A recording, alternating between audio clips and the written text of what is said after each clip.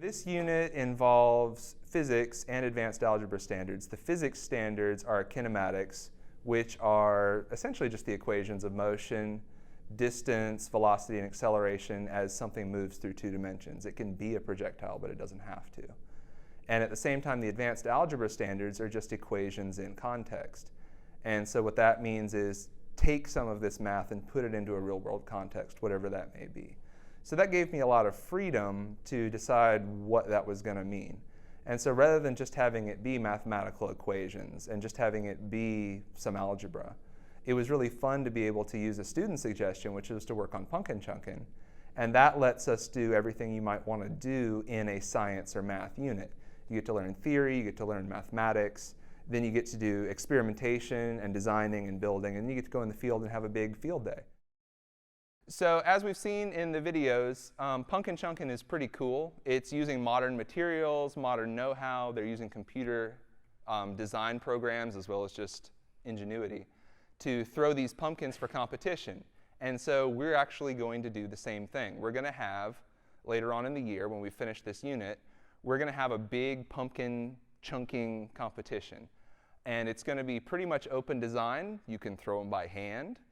You can throw them by sling. You can throw them off a catapult. If you design an air cannon, I will allow you to use an air cannon. But any of the design methods that you've seen in the videos are open game. So what we're going to do after we've learned some of the physics is you guys are going to have time in class to design and build your catapults. And I'm going to review your designs to make sure A, that they work, and B, that no one's going to get hurt. But this is going to be totally driven by you. The kids have probably actually seen these equations before, and I mention that when I'm teaching it to them, that you've seen parabolas before, you've solved quadratic equations. Most of the kids I teach are already pretty well schooled in the kind of algebra we're doing. But a lot of them have a really superficial understanding, or maybe they've forgotten it. And so I bring it up in terms of review. Here's something you already know. Let's talk about what it means.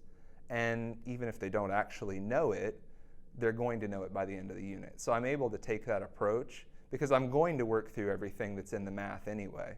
But by framing it as review and application, it makes it a different take. I'm not making them learn equations. I'm not making them learn the vertex anymore. I'm encouraging them to think about what they mean. When we shoot a projectile, many things are happening to it. You're forcing it forward and upward. So it's going to have two components, which we'll call X for horizontal and Y for vertical motion. Those are going to be our axes. And so it's going to have some X motion, which is how fast it moves forward. And it's going to have some Y motion, which is how fast it begins to move upward. Will it move upward at that speed forever, do you think? No. No. What's it going to do? It's going to fall. It'll decrease and it'll eventually fall. Absolutely. What's going to make that happen? Gravity. Gravity is always pulling us back down, right? So even if I throw something upward, it comes back to me. Here's the cool thing. X and Y motion, two-dimensional, can actually be disassociated. So I can treat the X as separate from the Y. So when I throw something forward and up, and it follows a path through the air, it's actually, for mathematical purposes, moving forward at a constant speed, while it also goes up, slows down, and comes back down. And if I combine those, forward while also up and down, I get the path that it follows. Now the cool thing is that path is an actual mathematical equation. It's called a parabola.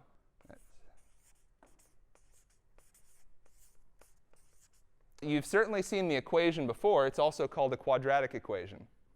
So a quadratic equation models a parabola, and it has an x squared term, an x term, and a constant with no x at all. Each of those also has a coefficient, a, b, and c, that modifies that. So what does a quadratic equation look like when you graph it?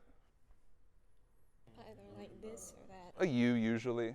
Sort of a nicely curving U. Yeah, you guys have seen that before. So I'm going to draw that shape up here because I'm saving this for something special. So usually a parabolic path looks something like that, a nice, evenly curving U. But what is the path of our projectile going to look like? Like that? It's flipped upside down.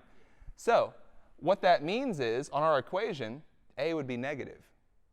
That's a mathematical implication of what we're learning. So our path is going to start wherever we are. We're going to call that the origin. and it's going to move up and over until it hits the ground at the target area. So there are several important points on a parabola that we need to think about. I can see 3 that would really matter on this parabola. What 3 points? Can anybody name one? The origin. Origin, absolutely, that's one. What's another one? I saw a hand. The end point. Absolutely, the end point. That's where it's going to land. That's really important. So we've got the start and the end point. What's the third? The highest. The highest point, absolutely, as far up as it goes. Beautiful. So where it ends and the highest point. Aside from those, do we really need more information to decide what the parabola is? Not so much.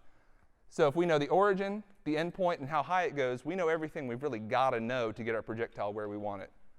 So we can actually solve this equation. We're not going to fully solve it right now, but we're going to learn some things about it.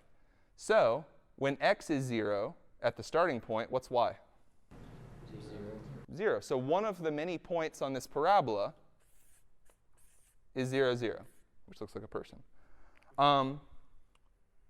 What would we call the distance from the start point to where it hits the ground? What might you call that? What do we call how far a weapon will shoot, or how far something will fly through the air? Range. So I would like to call this distance r for range. So what is this point? What's x here? X is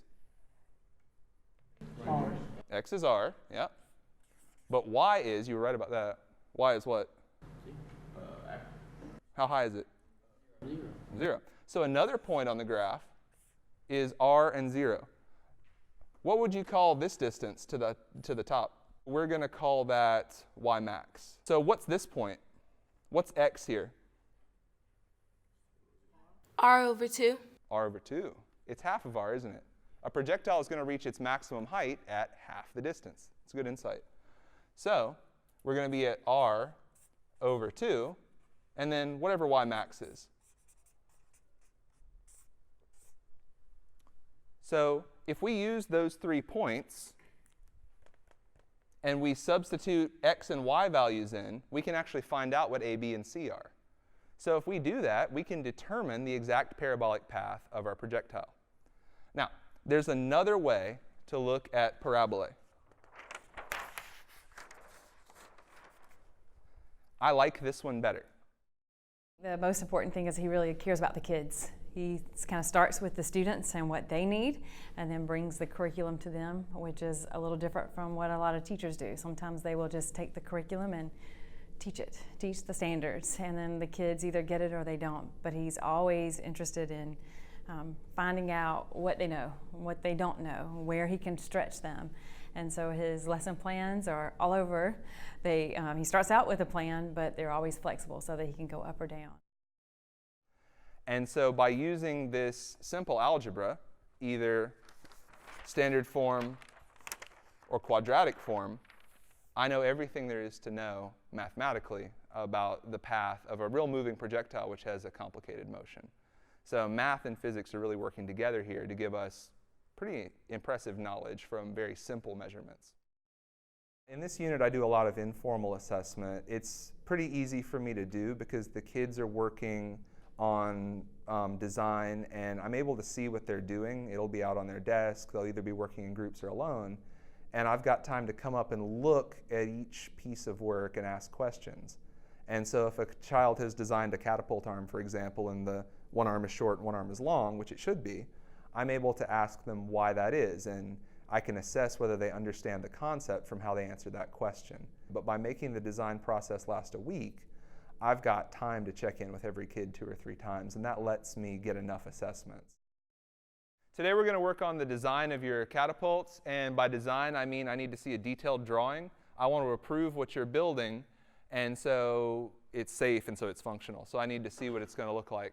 So what I want you guys to do is work together in your groups. If you're in a group, work individually. This is your time to work, and I'm going to come around and check what you're doing. If you have internet devices, phones, computers, feel free to use them. I want to see you searching. I want to see you coming up with ideas of your own and testing them. And I'm going to walk around.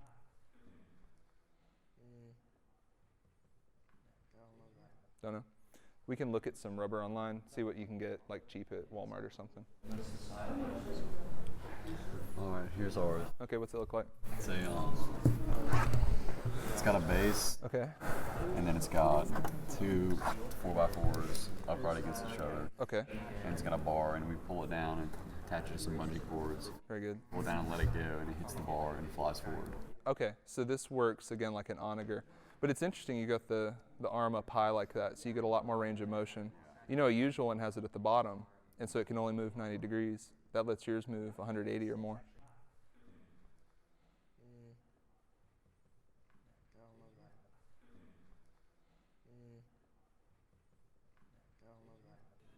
And this is that model you guys had, right?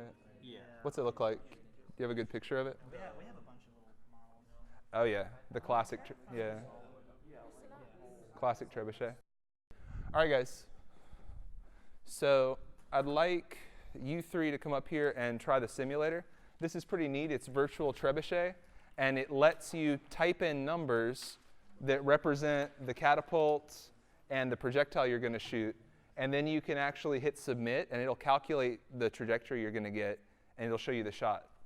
So I'd like you guys to come up here and play with it and see if you get the performance you want.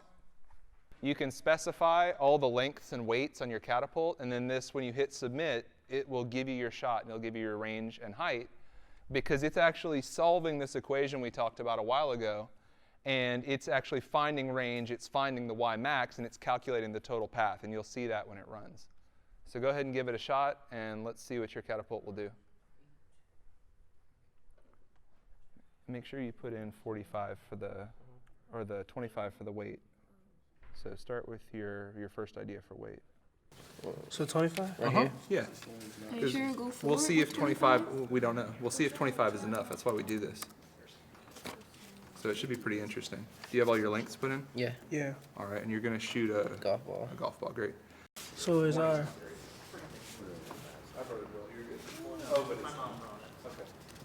wait, why is our length of like short arm really short? Where? See? This is the short arm. Yeah, right I'm here. saying why is it like really Because you shorter don't want it than the long. You arm? don't want it longer than the long arm. No, I'm saying. You see our short arm is only 175, And the and then long our arm is long is 8. 8. So I This don't long like, arm has the projectile on it. The simulation was cut short because it used Number of maximum. loops. I think it's because of the weights. Let's change the mass of. That simulator was actually found by one of my students during the design phase of the lessons. We were working on coming up with the right size and shape for our catapults, and on his own, while looking for something to help him do that, he found this simulator, and it was really, really good for what he wanted it to do, which was to help him judge the length of the arm, the amount of weight he needed. It was so good that I immediately used it in class. I think the next day I brought it in and pulled it up on the screen and let the kids use it. And it gives them a range and a height, which relates immediately to that parabolic equation we've already learned. So now that you have approved designs, we're going to start the build. And this is going to take a week or so, I expect, maybe longer. We're going to see where that takes us. And this is a design process. I have approved your design. Does that mean it's going to work the first time you try it? No. It will probably not work for the majority of you, because in design, things don't always work out. I could miss something, you could miss something, or it just might not work the way we expected it to. So after the first build, we're going to do some minor testing, and you're probably going to have changes to make. So I expect that. There's no failure here. There's just failure to complete. So as long as you keep working, it'll eventually work, and we'll have something to shoot. So this is essentially tool time. We're going to use safety procedures. If you want a tool, you have to ask me for it, especially if it's a cutting tool. And we're going to work together safely, and we're going to get our stuff built. So let's begin that. So go for it. What are you going to do there? I want to cut this and fasten it so it's like it stays still. It's going to brace your sling. Yeah. So the sling's, it's going to get duct taped right up here. Good stuff. So I'll hold it and you cut it. how do we move? Should it be like that, or How do you mean? was it going to go? It's going to go like sideways up against it like that, and then we'll drill in. I think we should use, maybe the end. If we cut this end square Okay. below the eye bolt, you should have a good place to attach. All right, so let's make that cut. Yeah. And then we'll measure again to do the bottom cut. Be shorter. Yep. All right, I'll hold, you hack.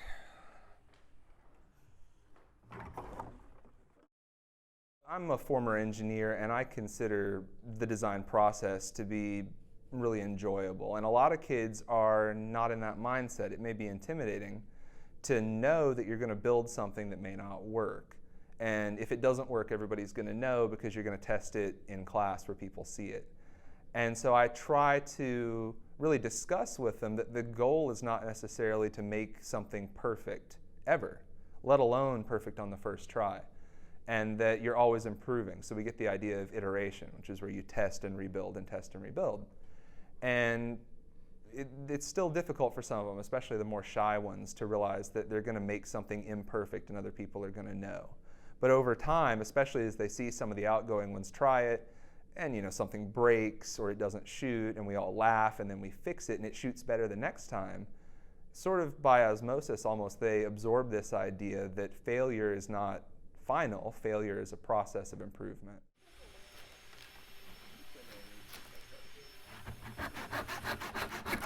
So why don't we flex it down and screw it in place, and then we'll just use the leverage to wrench those around. Okay. Yeah? Yeah. Okay. So All right, so let's just... So we'll get like somebody to hold it, and let me make some. yeah, I got you. So, Yeah, there. good. Right there. Yeah, make all 4, I think. Right there. If it works, it works. Yep, it worked. All right. All right. Yeah, you can see those. Let's pre-drill those. Where's the last one? There? Mm. Cool. You're not. Let me see if I can square up on it. Look, it runs right along here. That's perfect. That might be easier than... We'll need to put some stops in. Do you want to put some screws in to give it different heights? What do you Like mean? screw stops. During the field day, the kids are taking really, really simple data. They're pacing off the range, the distance the projectile shoots, and with a stopwatch for the ones that shoot far enough for the timing to be meaningful, we're also counting hang time. And through an equation that we use in physics, the hang time can actually allow you to calculate the height as well, because gravity is what determines hang time. And so we've really measured the 2 things we need for our parabola, which is height and range. And so using that, we can create the equation of the parabola, and that lets us know everything about the path. From start to finish, we know the whole shape. At any given time or distance, we know exactly where the projectile is. And the kids were amazed that with 2 simple readings like that, they could know everything about it.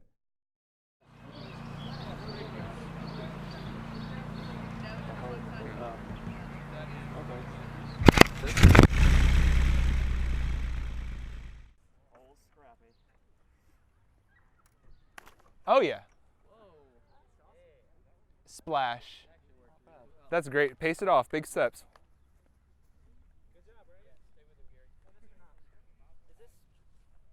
How many paces? 60? 60 paces. 3, 2, 3, 2, 1. Oh yeah. Oh yeah. Notice your weight arm is the long one and your firing arm is the short one. What did the simulator tell us that might do? Exactly what it just did. So I think what we might want to do is maybe try flipping it next time. Put the hook on the other end. We might get a better shot. Well, I definitely learned that the design process in your head is much different than the actual building process. And I really did learn the physics behind it. We did learn a lot from the momentum to the projectile motion of them. In fact, we were able to calculate the angle of release, the parabolic motion, and the amount of speed and momentum that one of the pumpkins had that we launched from the catapult. Here, hand me that.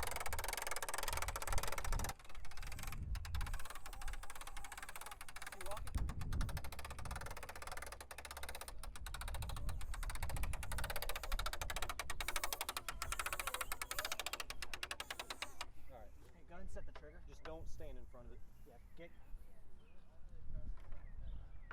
If you were and this were to break or something, That would hurt. All right, let some tension. All right, back it out. Louis, you can let go now. It's got a safety rope on it. All right. All right, we are preparing to fire. Everybody get out of the fire zone. What are we launching? We want water bottles? Let's do one of the small ones of ours. Hey, go ahead and get on the trigger.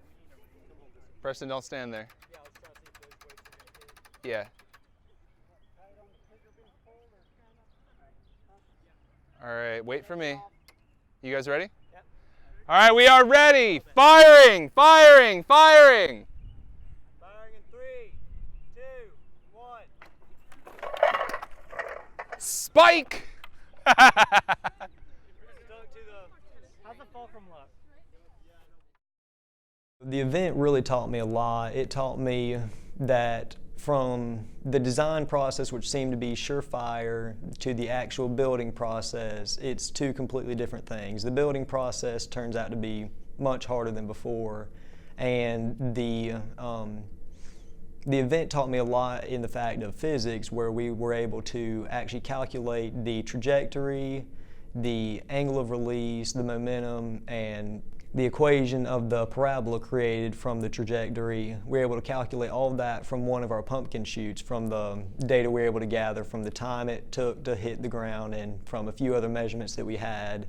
And it was just really interesting to learn all of that and actually put that into a real world situation.